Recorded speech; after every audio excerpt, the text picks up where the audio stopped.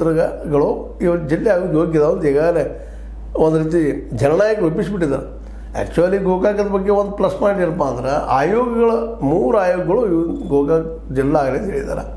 ಆ ಒಂದು ಏನಪ್ಪ ಅಂದ್ರೆ ಹೇಳಿಕೆ ಚಿಕ್ಕೋಡಿ ಪರವಾಗಿಲ್ಲ. ಬಟ್ ಅಲ್ಲಿ ಜನನಾಯಕರನ್ರಿ, ಅಲ್ಲಿ ರಾಜಕೀಯ ಪಕ್ಷದ ನಾಯಕರಲ್ಲಿ ಅದರಲ್ಲೂ ಕತ್ತಿ ಸಹೋದರರು ಆ ಸಂದರ್ಭ ಹೋರಾಟ ಮಾಡಿ ಒಂದು ಹಂತಕ್ಕೆ ತಂದು ನಿಲ್ಲಿಸಿದ್ದಾರೆ. ಚಿಕ್ಕೋಡಿ ಜಿಲ್ಲಾ ಆಗಲೇಬೇಕಂತೇಳಿ ರಾಜಕೀಯ ಒಂದು ದೃಷ್ಟಿ ಇಟ್ಕೊಂಡು ಅಲ್ಲಿ ಬಿ ಪಾಟೀಲ್ ಆಯ್ತು, ನಮ್ಮ ಹಿಂದಿನ ಉಮೇಶ್ ಕತ್ತಿ ಆಯ್ತು, ರಮೇಶ್ ಕತ್ತಿ ಅವರಾಯ್ತು, ಅದೇ ಕಾಲಕ್ಕೆ ಹುಕ್ಕೇರಿ ಆಯಿತು, ಹುಕ್ಕೇರಿ ನಮ್ಮ ಪ್ರಕಾಶ್ ಹುಕ್ಕೇರಿ ಅವರು, ಇವರೆಲ್ಲರೂ ಪ್ರಯತ್ನ ಮಾಡಿ ಚಿಕ್ಕೋಡಿಯನ್ನು ಜಿಲ್ಲೆ ಮಾಡೋದಕ್ಕೆ ಶೈಕ್ಷಣಿಕ ಜಿಲ್ಲೆಯನ್ನಾಗಿ ಮಾಡಿದ್ದಾರೆ.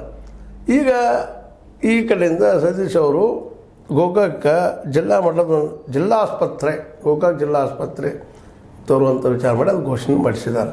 ಹೀಗಾಗಿ ಒಟ್ಟಾರೆಯಾಗಿ ಈಗ ಏನೈತಿ ನಾವು ಸಪ್ರೇಟ್ ಮಾಡೋಕ್ಕಿಂತಲೂ ಒಂದಾಗಿ ಹೋರಾಟ ಮಾಡಿದರೆ ಹೇಗಂತ. ಯಾಕಂದ್ರೆ ಎರಡೂ ಕಡೆ ನಾಯಕರಿಂದ ಹೋರಾಟ ಮಾಡಿದ್ರು. ಅಲ್ಲಿ ಕತ್ತಿ ಫ್ಯಾಮಿಲಿ, ಇಲ್ಲಿ ಜಾರಕಿಹೊಳಿ ಫ್ಯಾಮಿಲಿ ಎಷ್ಟು ಮಾಡಿದ್ರು ಅಂತ ಈಗ ಜನಕ್ಕೆ ಗೊತ್ತಿದ್ದ ವಿಷಯ ಅದ. ಈಗಂತೂ ಸತೀಶ್ ಅವರು ಸ್ವಲ್ಪ ಆಸಕ್ತಿ ತೋರಿಸ್ತಾ ಇದ್ದಾರೆ.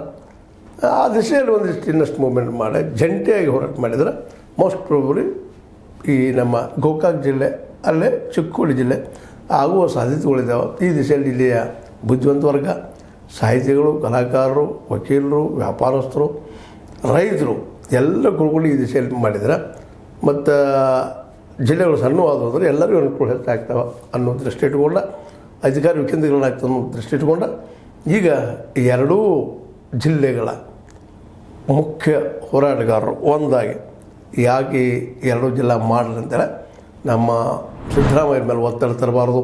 ಇದೊಂದು ಸಣ್ಣ ಅಭಿಪ್ರಾಯ. ನಿಮಗೇನು ಅನ್ನಿಸ್ತದೆ? ಇದು ನಿಮಗೆ ಲೈಕ್ ಅನ್ನಿಸ್ತದೆ? ಲೈಕ್ ಮಾಡಿ, ಶೇರ್ ಮಾಡಿ, ಕಮೆಂಟ್ ಮಾಡಿ, ಜೊತೆಗೆ ಸಬ್ಸ್ಕ್ರೈಬ್ ಆಗೋದು ನಿಲ್ಲಿಸಕ್ಕೆ ಹೋಗ್ಬೇಡ್ರಿ. L60 ನ್ಯೂಸ್ ಅರ್ಥ ಸೀತಾರಾಮಿದು ಸತ್ಯದ ಕೈಗಳಲ್ಲಿ ವಂದನೆಗಳು.